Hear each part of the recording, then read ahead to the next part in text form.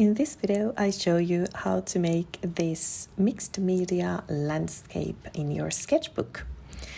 So let's jump straight in.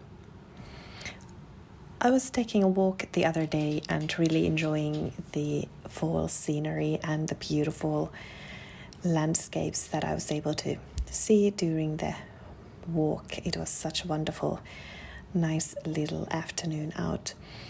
And I was so inspired by lots of the things I saw that I wanted to create something inspired by those views. So this isn't one specific view as such, more as a combination of those lovely views that I was blessed with that day. But I wanted to make a mixed media piece in my sketchbook and really just catch the atmosphere the best way possible. And I gathered lots of different mediums around my art supply drawers, and actually I didn't end up using the pan gouache palette you can see there next to my sketchbook, but I ended up using some other art supplies, but you will see that later.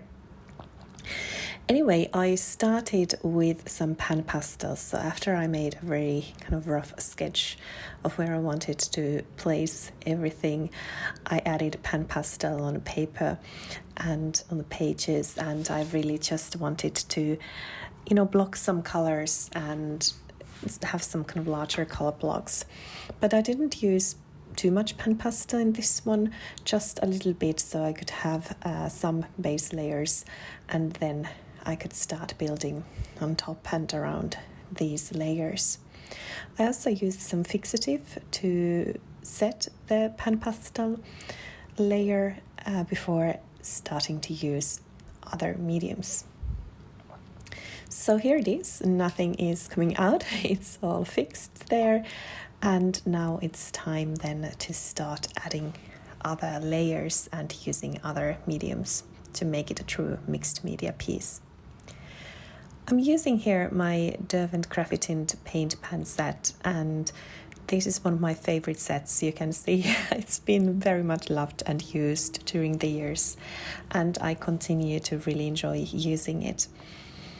Especially during the autumn season, I think it has beautiful kind of muted tones, obviously due to the fact that it has graphite in it, but it's very nice for landscapes, and especially this kind of first layer of color that you can then start building on top of.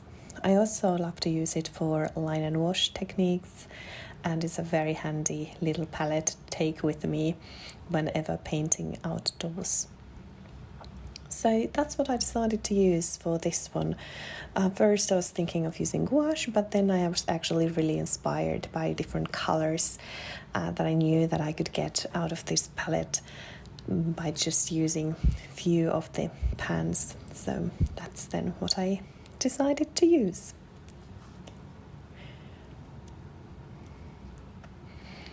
This is my Hahnemühle Nostalgia sketchbook, very nice basic sketchbook. I think it's meant for dry medium, more like drawing, but it can handle a little bit of wet medium as well, and that's why I'm using it also for mixed media.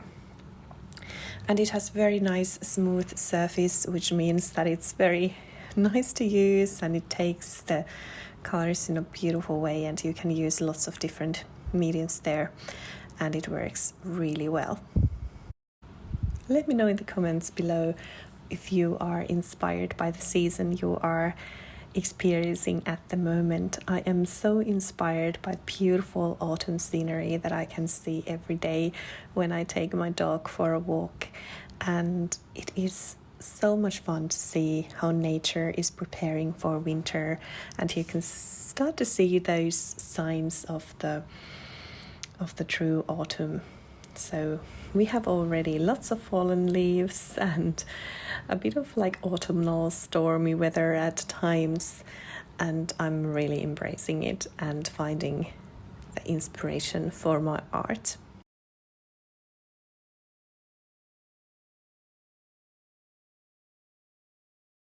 Next you can see me starting to add some pencils, and I'm using here actually I think 3 types of pencils to start with. I have my Derwent Inktense pencils, and this is the selection of colors that I've chosen for autumn. If you've seen one of my previous videos where I show you this set, and I've used it already in a couple of other videos as well, then you know that I have this kind of specific selection of Inktense pencils that I've chosen especially for the upcoming and ongoing season. I have also some Caran Supracolor 2 soft pencils here as well. Those are also some water-soluble pencils, and then I will be using my Derwent Drawing pencils. And obviously both Supracolor and Inktense are water-soluble, but I'm not activating all the pigment. You can see me using these in kind of very versatile way during this piece, but activating parts of the pigment and then letting other parts inactivated. And Derwent Drawing pencils, well, let's face it, those are just beautiful and perfect for the fall season. They are really nice pencils to use for mixed media. They are super soft. The color range is beautiful and muted. There are only 24 colors. There are only 24 colors in Derwent Drawing pencils, but those colors are just perfect for autumnal sketches. So I really enjoy using them, especially this time of the year.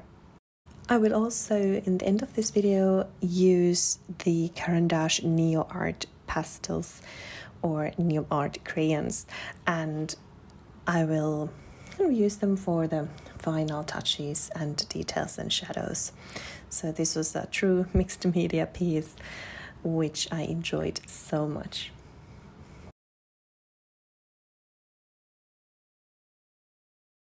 Here you can see how I'm activating parts of the Inktense pigment and leaving parts of it inactivated. And why I like to do this is that I think it gives this perfect kind of vivid effect that it gives you nice variety of pencil marks and also a nice variety of how intense the pigment is. So that's why I really love this kind of technique of activating this part of it.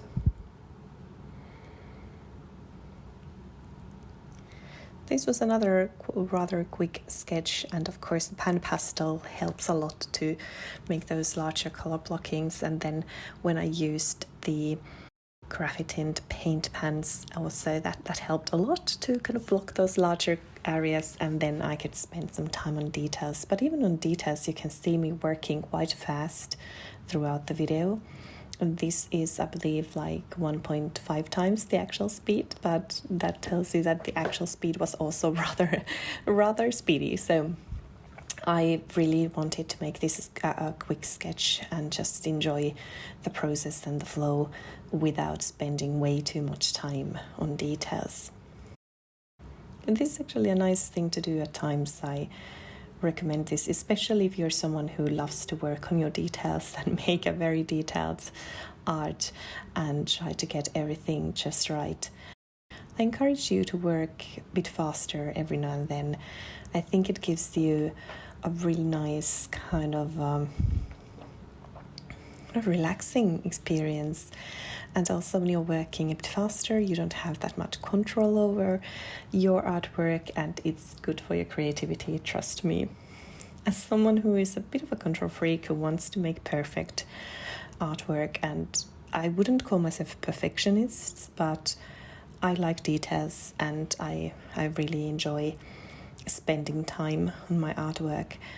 I have lately started to challenge myself to work a bit faster and just create those impressions without spending too much time on each detail. And I found that really good for myself. It's good for the kind of nervous system. It helps me to relax. And at first it might feel a bit uncomfortable because you would love to work on all the details, but very soon you will hopefully relax and just enjoy the process and experience the true flow state, which is of course wonderful. here I'm also adding some Caran Luminance pencils, using some of my favorites here. So I have some absolute favorite Luminance pencils. Let me know in the comments if you'd like me to make a separate video about them. But one is this olive brown 50% that I'm using a lot in this piece, and it is such a beautiful pencil. It works for pretty much anything, I'd say. I use it in most of my nature drawings, and is special when I'm doing any kind of botanical or these kind of landscapes.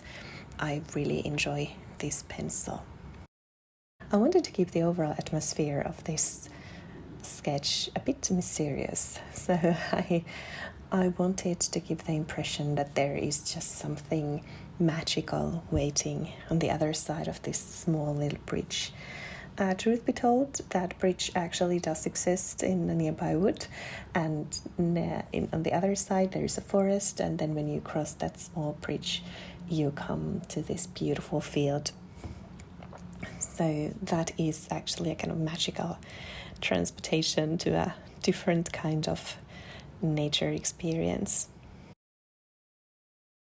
Let me know in the comments below if you've used any of these art supplies that you see me using in this video.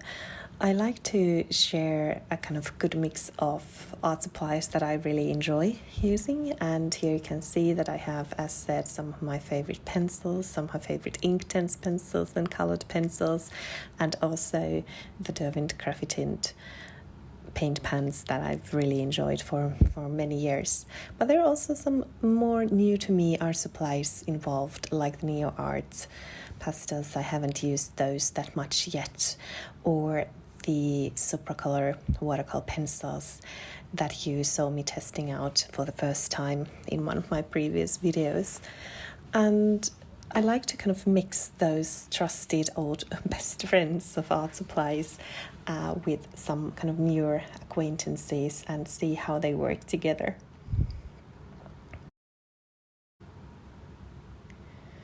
I have heard this saying that what you have already, you should learn to love. And that's how I like to approach my art supplies, that if I ever purchase something that turns out to be not exactly what I expected or not my favorite, I challenge myself to use it until I really love it. And I kind of want to learn how to use it in the best possible way. Of course, at times, all of us, we might make mistakes and purchase something that we don't ever grow into kind of loving or using a lot. But I have to say that with most of my art supplies, I have really grown into appreciating them and learning the best ways for me to use them. With Derwent Inktense, for example, it did take me a while to really learn how I like to use them for my art. I did enjoy them from the beginning. I have to say I was very impressed with the intense colors, but at first I found them even a bit too intense, if you know what I mean. I didn't exactly know how I would incorporate them into my art and my style, but I just kept pushing and kept trying and learning, and it was a learning experience, I have to say. But I feel that these days I have really kind of mastered Inktense, and well, there is no one way to master it, obviously, but mastered how I want to incorporate into my art and how I enjoy it and how I love to use it. So kind of I think what I'm trying to say here is that if you have some art supplies that are just sitting there in your drawer and you don't exactly know what to make of them or what to do with them, take them out and test new ways and learn to love them. And I'm pretty sure that you can find some ways to use them that you haven't maybe tried before.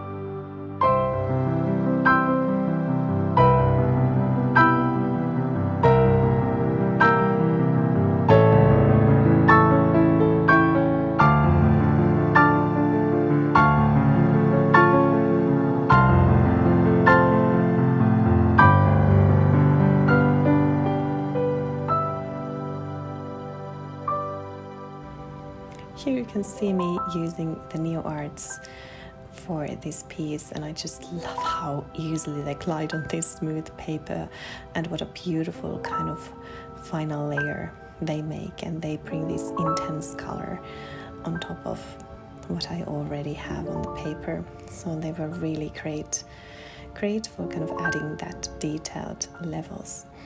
I have only a few colors, and this is, as you probably know already, this is how I like to jump into new art supplies.